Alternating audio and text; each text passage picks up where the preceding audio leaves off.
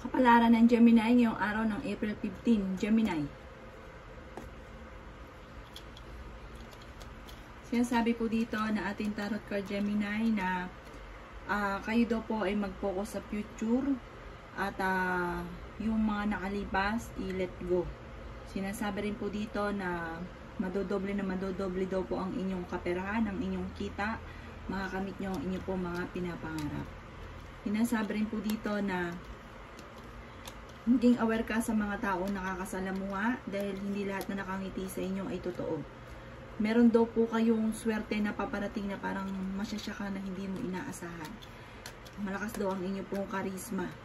Sabi rin po dito parang meron kang makakaaway.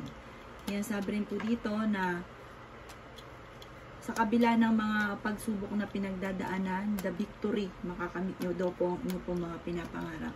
Hindi basta-basta pangarap lang.